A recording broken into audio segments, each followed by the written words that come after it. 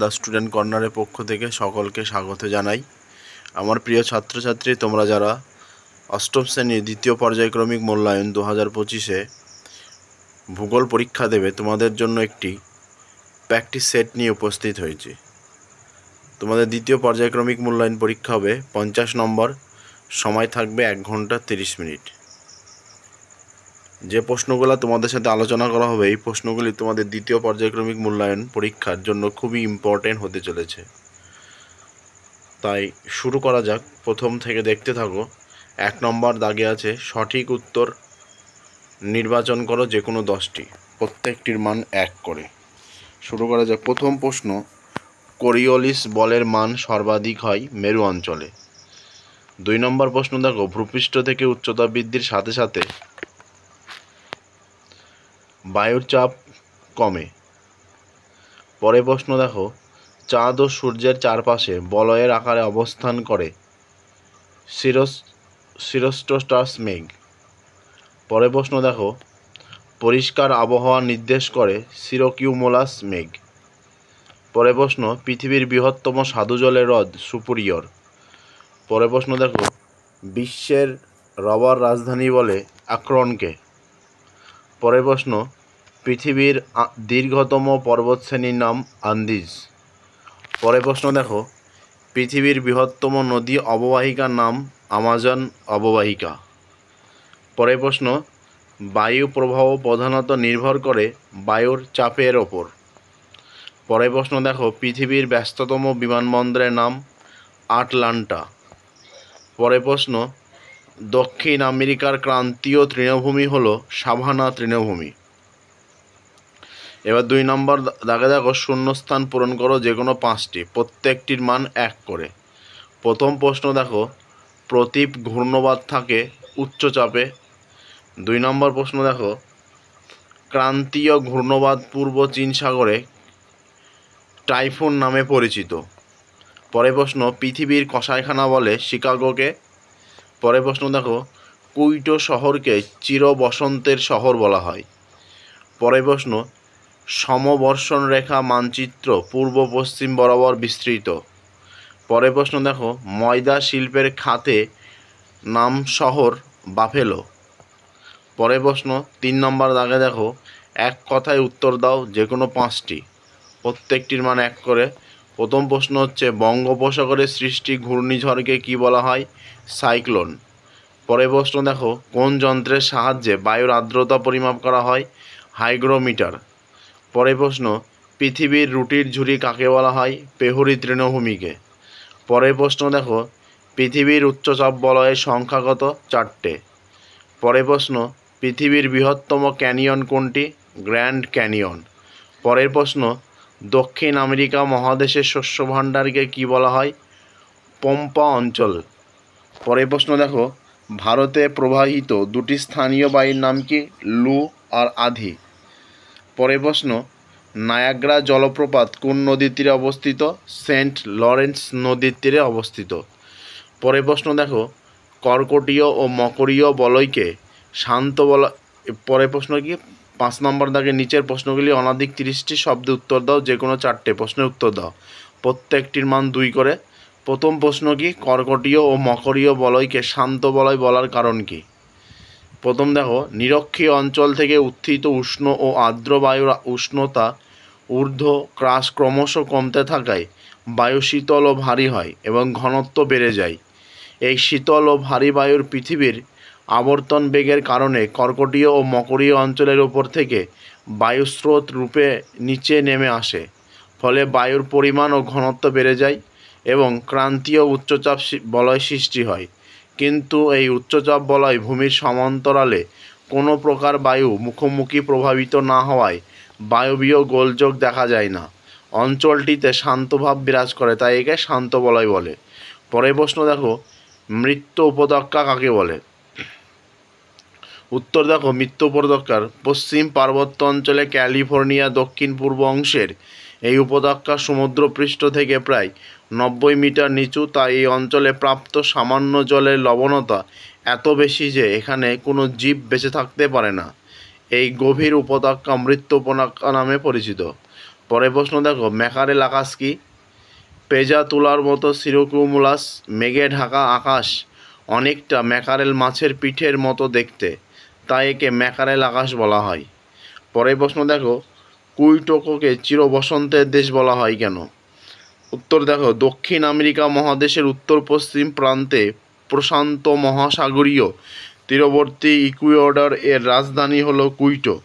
Quito শহরের উপর দিয়ে নিরক্ষরেখা প্রসারিত হয়েছে, সেজন্য এখানে সূর্য রশ্মি সারা বছর লম্বভাবে কিরণ দেয়। স্বাভাবিকভাবে এখানে উষ্ণ আর্দ্র ক্রান্তীয় জলবায়ু থাকার কথা, কিন্তু কুইটো শহরটি সমুদ্র সমতল থেকে প্রায় 4000 মিটার উচ্চতায় অবস্থান করায় উচ্চতা বৃদ্ধির কারণে উষ্ণতা হ্রাস পায়। এখানে প্রত্যাশিত উষ্ণতা সারা বছর অপেক্ষাকৃত কম থাকে। আবহাওয়া সর্বদা বসন্তকালের মতো মনোরম, আরামদায়ক, নাতিশীতোষ্ণ জলবায়ু বিরাজ করে, তাই একে চিরবসন্তের দেশ বলা হয়। পরের প্রশ্ন দেখো, গর্জন চল্লিশা টিকা। উত্তর দেখো, দক্ষিণ গোলার্ধে 40 ডিগ্রি অক্ষরেখা বরাবর সশব্দে প্রভাবিত উত্তর পশ্চিম পশ্চিমা বায়ু গর্জনশীল চল্লিশা নামে পরিচিত। সৃষ্টির কারণ, দক্ষিণ গোলার্ধে 40 ডিগ্রি অক্ষাংশের পর স্থলভাগে বিশেষ থাকে না, ফলে 40 ডিগ্রি অক্ষাংশের মধ্যে বিস্তৃত জলরাশির উপর দিয়ে উত্তর পশ্চিম পশ্চিমা বায়ু প্রভাবিত হওয়ার সময় বিশেষ বাধাপ্রাপ্ত হয় না। বিশেষ করে 40 ডিগ্রি অক্ষাংশের কাছে এই বায়ুটি সারা বছর প্রবল বেগে প্রবাহিত হয়। পরের প্রশ্ন দেখো, শিকাগোকে কেন পৃথিবীর কসাইখানা বলা হয়? আমেরিকা যুক্তরাষ্ট্রে বিশ্বের প্রধান ভুট্টা উৎপাদক দেশ। পশুগুলি নিকটবর্তী পেহরি অঞ্চল ও ভুট্টা ক্ষেত্র চড়ে বেড়ায় এবং তারপর হুষ্টপুষ্ট হলে সেগুলিকে শিকাগোর কসাইখানাতে নিয়ে যাওয়া হয়। শিকাগোর কসাইখানাগুলিতে প্রতিদিন লক্ষ লক্ষ পশু বধ করে মাংস সংরক্ষণ করে কৌটোজাত করা হয়। এই মাংস দেশে রপ্তানির চাহিদা মিটিয়ে বিদেশে রপ্তানি করা হয়। প্রতিদিন এত বেশি পশু হত্যা পৃথিবীর আর কোথাও হয় না, তাই শিকাগোকে বিশ্বের কসাইখানা বলা হয়। পরের প্রশ্ন দেখো, চাঁদোয়া বলতে কী বোঝায়? উত্তর দেখো, সেলভা অরণ্যে সারা বছর ধরে অধিক উষ্ণতা এবং বৃষ্টিপাতের জন্য ঘন সন্নিবিষ্টভাবে প্রচুর সংখ্যক গাছপালা জন্মায়। গাছপালা গলিতে এত ঘেঁষাঘাষি করে অবস্থান করে যে উপরের দিকে গাছের পাতা ডালপালা মিলে একটি স্তর তৈরি করে। এই স্তর ভেদ করে সূর্যের আলো বনভূমির তলদেশে প্রবেশ করতে পারে না, তাই এই স্তরটিকে চাঁদোয়া বলা হয়। এবার 6 নম্বর দাগে দেখো, নিচের প্রশ্নগুলি অনধিক 50টি শব্দে উত্তর দাও, যে কোনো 4টে, প্রত্যেকটির মান 3 করে। প্রথম প্রশ্ন কি, বাণিজ্য বায়ু কাকে বলে ও কোরিওলিস বল কি? উত্তর দেখো, আয়ন বায়ুর অপর নাম বাণিজ্য বায়ু। আয়ন শব্দের অর্থ পথ। প্রাচীনকালে বাণিজ্য করার জন্য পালতোলা জাহাজগুলি আয়ন বায়ুর নির্দিষ্ট প্রবাহ পথ অনুসরণ করে চলাচল করতে বলে আয়ন বায়ুকে বাণিজ্য বায়ু বলা হয়। ভূপৃষ্ঠ সমান্তরাল ও অনুভূমিকভাবে প্রভাবিত বায়ু পৃথিবীর আবর্তন গতির দ্বারা বিশেষভাবে প্রভাবিত হয়। বিশ্ববিখ্যাত ফরাসি পদার্থবিদ কোরিওলিস পৃথিবীর আবর্তনজনিত কারণে সৃষ্ট দিক বিক্ষেপ শক্তিকে বা বলকে চিহ্নিত করেন। এই শক্তির প্রভাবে স্বচ্ছন্দে গতিশীল বস্তু যেমন বায়ু প্রবাহ, সমুদ্র স্রোত প্রভৃতির উত্তর গোলার্ধে ডান দিক এবং দক্ষিণ গোলার্ধে বাম দিকে বেগে প্রভাবিত হয়। সেজন্য তার নাম অনুসারে এই বলকে কোরিওলিস বল বলা হয়। পরের প্রশ্ন দেখো, বাষ্পভুবন কাকে বলে ও ঘূর্ণবাদের চক্ষু কাকে বলে? উত্তর দেখো, জলের বাষ্প পরিণত হওয়ায় প্রক্রিয়াকে বাষ্পভুবন বলে। সূর্যতাপের ভূপৃষ্ঠের জলরাশি উত্তপ্ত হালকা হয়ে ঊর্ধ্বগামী হলে বাষ্পভুবন ঘটে। শক্তিশালী ক্রান্তীয় ঘূর্ণবাদের কেন্দ্রে 5 কিমি থেকে 20 কিমি ব্যাসযুক্ত বৃত্তাকার অঞ্চলকে ঘূর্ণবাদের চক্ষু বলে। ঘূর্ণবাদের চক্ষুর বায়ু গতিশীল ও শান্ত নিম্নচাপ কেন্দ্ররূপে বিরাজ করে। এখানকার আকাশ মেঘমুক্ত ও বৃষ্টিহীন শান্ত পরিবেশ থাকে। টর্নেডোতে ঘূর্ণবাদের চক্ষু স্পষ্ট বোঝা যায়। ঘূর্ণবাদের চক্ষুতে গভীর নিম্নচাপ বিরাজ করে। পরের প্রশ্ন দেখো, কানাডিয়ান শিল্ড অঞ্চলের জলবায়ুর সংক্ষিপ্ত বিবরণ দাও। উত্তর দেখো, শিল্ড অঞ্চলে দক্ষিণ ও দক্ষিণ পূর্ব অংশের জলবায়ু উষ্ণ প্রকৃতির। এই অঞ্চল শীতকাল শীতল ও তুষারপাত হয় এবং গ্রীষ্মকালে উষ্ণতা 24 ডিগ্রি সেলসিয়াস থাকে। বার্ষিক বৃষ্টিপাত 30 থেকে 180 সেমি। কিন্তু শিল্ড অঞ্চলের উত্তরাংশ অতি শীতল তুন্দ্রা জলবায়ুর অন্তর্গত। সেখানে প্রায় 7 মাসে উষ্ণতা হিমাঙ্কের নিচে থাকে। শীতকালীন উষ্ণতা প্রায় 18 ডিগ্রি সেলসিয়াস এবং ওই অঞ্চলটিতে তুষারে ঢাকা থাকে। গ্রীষ্মকাল ক্ষণস্থায়ী এবং গড় উষ্ণতা 10 ডিগ্রি সেলসিয়াস। বৃষ্টিপাত খুব কম হয়, বার্ষিক বৃষ্টিপাত মাত্র 40 সেমির কম। অধিকাংশ বৃষ্টিপাত গ্রীষ্মকালে হয়। পরের প্রশ্ন দেখো, সেলভা অরণ্যকে গোধূলি অঞ্চল বলা হয় কেন? উত্তর দেখো, দক্ষিণ আমেরিকা মহাদেশের ব্রাজিলের উত্তর প্রান্ত দিয়ে আমাজন নদী ও তার অসংখ্য উপনদী প্রভাবিত হয়েছে। নিরক্ষরেখার উভয় পাশে আমাজন অববাহিকার অত্যাধিক উষ্ণতা, আর্দ্রতা, বৃষ্টিপাতের জন্য সৃষ্টি অতীত ঘন গভীর চিরহরিৎ বা চিরসবুজ বনভূমিকে সেলভা বলে। বৃক্ষের চওড়া ও শক্তিপাতগুলি অত্যন্ত ঘন সন্নিবিষ্টভাবে একে অপরের সঙ্গে মিশে গিয়ে অরণ্যের ওপর অংশটি চাঁদোয়া সৃষ্টি করে। এছাড়া বনভূমি বৃক্ষের শাখা প্রশাখায় প্রচুর পরিমাণে পরজীবী লতানো আগাছায় পরিপূর্ণ থাকায় দিনের বেলাতেও সূর্যের আলো অরণ্যের অভ্যন্তরে ভালোভাবে প্রবেশ করতে পারে না। অরণ্য দিনের বেলায় গোধূলির মতো আলো আধারিতে অবস্থান বিরাজমান থাকায় বনভূমিকে চিরগোধূলি অঞ্চল বলা হয়। পরের প্রশ্ন দেখো, হ্রদ অঞ্চলে পশু পালনে উন্নত কেন? 1 নম্বর কারণ হচ্ছে সহজলভ্য পশুখাদ্য। এখানে প্রচুর পরিমাণে ভুট্টা, ওট উৎপাদিত হয় এবং ক্লোভার প্রভৃতি ঘাসের চাষ হয়। পশুখাদ্যের পর্যাপ্ত যোগান থাকায় এই অঞ্চলে পশুপালনে বিশেষ একটি শ্রেষ্ঠ অঞ্চল হিসাবে পরিগণিত হয়েছে। 2 নম্বর পয়েন্ট দেখো, বিস্তীর্ণ পশুচারণ ক্ষেত্র। বিস্তীর্ণ সমতল ক্ষেত্রে পশুবলি অবাধে বিচরণ করতে পারে। পরের প্রশ্ন দেখো, পয়েন্ট প্রয়োজনীয় জলের সরবরাহ। এখানে প্রয়োজনীয় জলের সরবরাহ হয়েছে। পরের পয়েন্ট পশুজাত দ্রব্যের সংরক্ষণ। শীতল জলবায়ুর জন্য দুধ, মাংস প্রভৃতি পচনশীল উপাদানের সংরক্ষণ এখানে সহজ হয়। গবাদি পশু প্রতিপালন, দুগ্ধজাত দ্রব্য উৎপাদনে খ্যাতির জন্য উইসকনসিন প্রদেশের উপনাম ডেয়ারি রাজ্য এবং সর্বাধিক পশু মাংস উৎপাদনে সংরক্ষণের জন্য শিকাগোকে পৃথিবীর কসাইখানা বলা হয়। পরের প্রশ্ন কি, সেলভা অরণ্যকে পৃথিবীর ফুসফুস বলা হয় কেন? নিরক্ষরেখার উভয় পাশে বিশেষত আমাজন নদীর অববাহিকায় অধিকাংশ স্থান জুড়ে 60% চিরহরিৎ বৃক্ষের অরণ্য দেখা যায়। এখানে বার্ষিক গড় উষ্ণতা 25 ডিগ্রি থেকে 27 ডিগ্রি সেন্টিগ্রেড এবং বার্ষিক ঝড় বৃষ্টিপাতের পরিমাণ 250 থেকে 300 সেমি। এই রকম আবহাওয়ার জন্য এখানে গভীর অরণ্যের সৃষ্টি হয়েছে, যা সেলভা নামে পরিচিত। এই বনভূমিতে প্রায় 4 লক্ষ উদ্ভিদ প্রজাতি দেখা যায়। এই বিপুল পরিমাণ উদ্ভিদ সারা পৃথিবীর প্রায় 20% অক্সিজেনের যোগান দেয়। এই কারণে সেলভা অরণ্যকে পৃথিবীর ফুসফুস বলা হয়। পরের প্রশ্ন দেখো, 7 নম্বর দাগে যে কোনো 2টি প্রশ্নের উত্তর দাও। প্রথম প্রশ্ন কি, প্রত্যেকটির মান 5 করে। প্রথম প্রশ্ন দেখো, শীতকালীন মৌসুমবায়ুর প্রভাবে বৃষ্টি প্রায় হয় না কেন?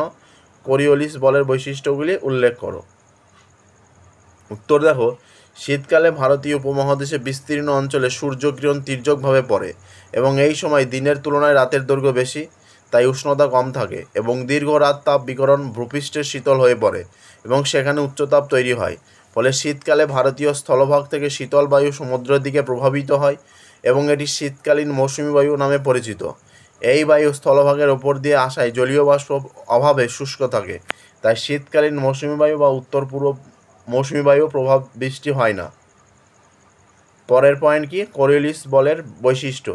1 নম্বর, কোরিওলিস বল একটি দিক বিক্ষেপক বল বা প্রভাব। 2 নম্বর, এই বল স্বচ্ছন্দ গতিশীল বস্তু যে দিক থেকে প্রভাবিত হয় তার সঙ্গে সমকোণে কাজ করে। পরের পয়েন্ট, কোরিওলিস বলের দিকে বিক্ষেপ শক্তি নিরক্ষরেখার ওপর শূন্য, উভয় মেরু অঞ্চলের দিকে বিস্ফোরণের পরিমাণ বৃদ্ধি পায়। পরের প্রশ্ন কি, নিরক্ষীয় শান্ত বলয় কাকে বলে? স্থলবায়ু সমুদ্রবায়ুর মধ্যে পার্থক্য লেখো। নিরক্ষীয় শান্ত বলয় হচ্ছে নিরক্ষীয় অঞ্চলে বরাবর উষ্ণ হালকা বায়ু সোজা উপরের দিকে উঠে যাওয়ায় এখানে বায়ুর ঊর্ধ্বমুখী স্রোত লক্ষ্য করা যায়। ভূপৃষ্ঠের সমান্তরালে কোনো বায়ু প্রভাবিত হয় না, ফলে এখানে বায়ুর কোনো চলাচল বোঝা যায় না, শান্তভাব বিরাজ করে। এই অঞ্চলের নাম নিরক্ষীয় শান্ত বলয়। প্রাচীনকালে এই অঞ্চলের ওপর দিয়ে জাহাজ চলাচলের সময় প্রায় জাহাজগুলি থেমে যেত, তাই নাবিকরা এই অঞ্চলের নাম দেয় ডোলড্রামস। পরের পয়েন্ট কি আছে, স্থলবায়ু ও সমুদ্রবায়ুর পার্থক্য। স্থলবায়ু থেকে সমুদ্রের দিকে যে বায়ু প্রভাবিত হয় তাকে স্থলভাগ থেকে, আর সমুদ্র বা জলভাগ থেকে স্থলভাগের দিকে প্রভাবিত বায়ুকে বলা হয় সমুদ্রবায়ু। 2 নম্বর পয়েন্ট দেখো, রাতের বেলায় স্থলভাগ দ্রুত তাপ বিকিরণ করে শীতল হয় এবং উচ্চচাপ জলভাগ কমতা বিতরণ করে নিম্নচাপ সৃষ্টি হয়। স্থলভাগের উচ্চচাপ থেকে জলভাগের নিম্নচাপের দিকে স্থলবায়ু প্রভাবিত হয়। আর সমুদ্রবায়ু দেখো, দিনের বেলায় সূর্যতাপ স্থলভাগ দ্রুত উষ্ণ হয়ে নিম্নচাপযুক্ত হয়, কিন্তু জলভাগ তেমন উষ্ণ না হলে জলভাগের উচ্চচাপ থেকে স্থলভাগের নিম্নচাপের দিকে সমুদ্রবায়ু প্রভাবিত হয়। এবার পরের প্রশ্ন কি, হ্রদ অঞ্চলে শিল্পোন্নতির কারণ? পয়েন্ট দেখো, 1 নম্বর পয়েন্ট আকরিক লোহার সহজলভ্যতা। 2 নম্বর পয়েন্ট দেখো কয়লা খনির সান্নিধ্য। 3 নম্বর পয়েন্ট জলের সুবিধা। 4 নম্বর পয়েন্ট দেখো সুলভ জলবিদ্যুৎ। 5 নম্বর দেখো উন্নত পরিবহন ব্যবস্থা। 6 নম্বর পয়েন্ট সহজলভ্য কাঁচামাল। 7 নম্বর পয়েন্ট সহজলভ্য শ্রমিক। ভালো করে পয়েন্টগুলি একবার দেখে নাও। এবার পরের প্রশ্ন কি, দক্ষিণ আমেরিকা জলবায়ুর বৈচিত্র্য কারণ আলোচনা করো। প্রথম থেকে শেষ অবধি আরেকবার ভিডিওটি ভালো করে দেখে নাও। আর যে প্রশ্নগুলি আলোচনা করা হলো এই প্রশ্নগুলি খাতায় লিখে মুখস্থ করে রাখবে। আশা করা যায় তোমাদের দ্বিতীয় পর্যায়ক্রমিক মূল্যায়ন পরীক্ষায় যেসব প্রশ্ন ভূগোল থেকে আসবে এখান থেকে 100% কমন পেয়ে যাবে। তাই এখন থেকে খাতায় লিখে মুখস্থ করে রাখলে তোমাদের সুবিধা হবে। তাই ভিডিওটি বেশি ভালো লেগে থাকলে ভিডিওটি লাইক কমেন্ট শেয়ার করবে, আর চ্যানেলে নতুন হয়ে থাকলে চ্যানেলটি অবশ্যই সাবস্ক্রাইব করবে, আর ভিডিওটি বেশি বেশি শেয়ার করে দেবে। ধন্যবাদ।